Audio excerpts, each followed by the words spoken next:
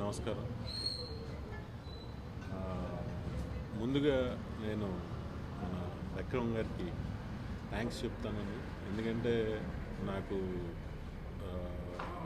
తమ్ముళ్ళలాగా భాస్కర్ చాలా ఇష్టమైన, నాతో పనిచేసిన నా అసోసియేట్స్ అందరిలోనూ నాకు చాలా ఇష్టమైనడు. ఎందుకంటే తనకి కాదు, లేదు, రాదు ఇలాంటివి తెలియ ముందు పని సాధించడం తప్ప తనకి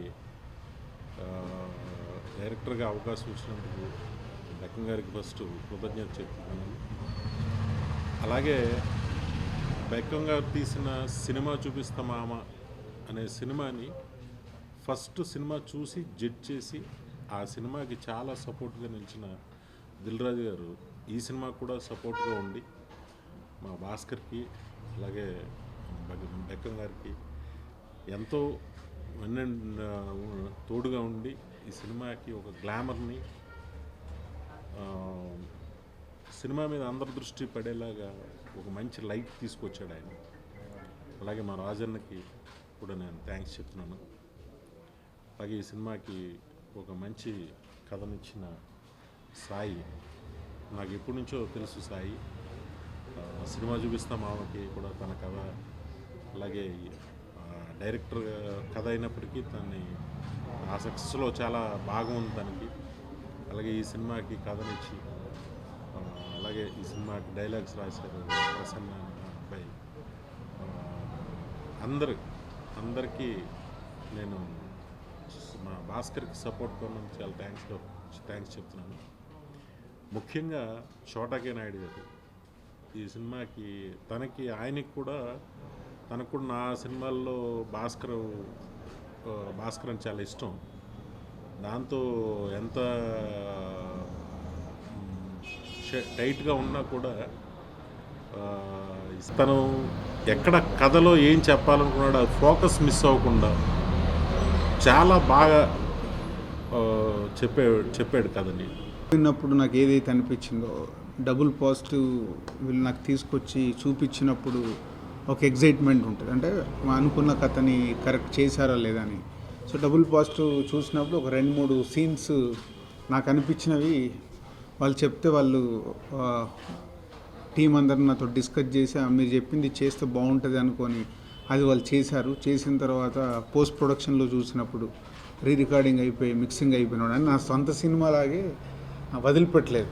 వెళ్ళి డీటెయిల్స్లో కూడా అన్ని రీల్స్ చెక్ చేశాను. సో మళ్ళీ కాపీ రెడీ అయ్యాక కాపీ చెక్ చేశాను. సో ఇవన్నీ ఒక ట్రావెల్, ఆ సినిమాతో అటాచ్మెంట్ పెరగడం వల్ల, దాని తర్వాత సెన్సార్ దగ్గర నుంచి వచ్చిన కాంప్లిమెంట్స్ కానీ, ఇందాకే జస్ట్ దుబాయ్ అండ్ కువైట్లో సెన్సార్ అయింది.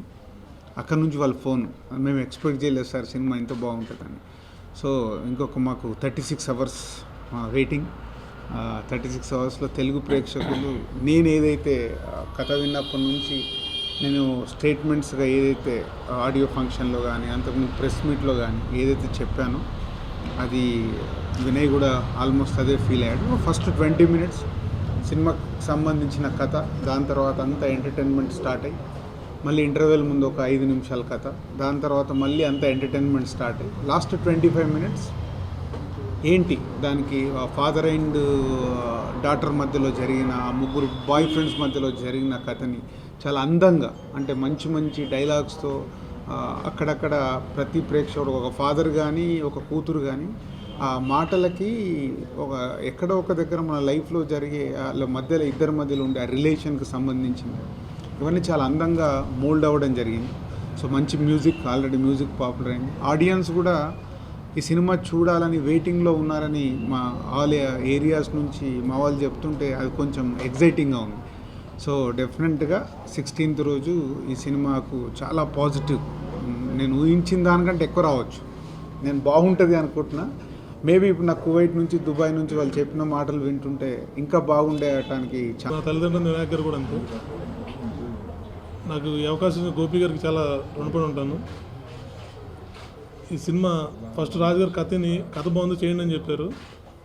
తర్వాత మళ్ళీ రష్ చూసాక ఈ కథ బాగా చేశారు, ఇంకా కొన్ని మార్పులు చేసి చాలా బాగుంది, చిన్న మార్పులు చేసి చెప్పి అవన్నీ షూట్ చేసి ఆయనకి చూపించాక బాగుందని చెప్పి మొత్తం ఆయనే హ్యాండిల్ చేసి మొత్తం ఆయనే దగ్గరుండి చూసుకున్నారని. రాజు గారికి కూడా చాలా థ్యాంక్స్. కథ ఇచ్చిన సాయికృష్ణ గారికి, మాట్లాడిన ప్రసన్న గారికి, ఎడిటర్ చోటకే ప్రసాద్ చాలా బాగా హెల్ప్ చేశారు.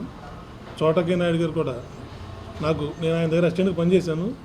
చేసిన అసిస్టెంట్ అని కూడా నేను ఏ షాట్ చెప్పినా సరే ఆ షాట్ చెప్పి నేను బాగోపోతే కాదు నువ్వు ఓకేనా కన్ఫర్మ్ నీకు కాన్ఫిడెన్స్ ఉన్నావని అడిగి కూడా మరి అసలు ఒక అసిస్టెంట్ ఒక దానిలో చూడకుండా నేను ఏదైనా సరే చేశారు ఆయనకు కూడా చాలా థ్యాంక్స్ చోట గారికి కూడా. డాన్స్ మాస్టర్ విజయ్ గారు, మ్యూజిక్ డైరెక్టర్ శేఖర్ చంద్ర గారు కూడా చాలా మంచి మ్యూజిక్ ట్యూన్స్ ఇచ్చారు. ఆర్ఆర్ కూడా చాలా బాగా ఇచ్చారు. లిరిక్ రైటర్స్ కూడా చాలా మంచి లిరిక్స్ రాసి మంచి పాటలన్నీ ఇచ్చారు. అందరికీ చాలా పేరును ఒకవేళ ఎవరైనా పేరు మర్చిపోతే క్షమించండి. అందరికీ థ్యాంక్స్. సంపాదించుకున్న వినాయక్ గారు, దిల్ రాజు గారు లాంటి గ్రేట్ పర్సనాలిటీస్కి మా సినిమా నచ్చడం నాకు ఎంతో ఆనందం ఉంది. ఇప్పుడే మేము చాలా సూపర్ డూపర్ హిట్ కొట్టిన ఆనందంలో ఉంది. ఈ ఒక ముక్క షేర్ చేసి శాంతాబాయ్ అని చెప్పగానే డిఫరెంట్గా అనిపించింది నాకు అది. శాంతాబాయ్ అని ఫస్ట్ నేను ఆ టైటిల్కి ఒప్పేసుకున్నాను మూవీ చేయడానికి. అండ్ స్టోరీ చెప్పారు. స్టోరీ పరంగా నాకు చాలా నచ్చింది. చాలా డిఫరెంట్ స్టోరీ అండ్ నా క్యారెక్టర్ కూడా చాలా బాగుంది. ఇంకా నేను చేయాలి అనేసి డిసైడ్ అయిపోయాను.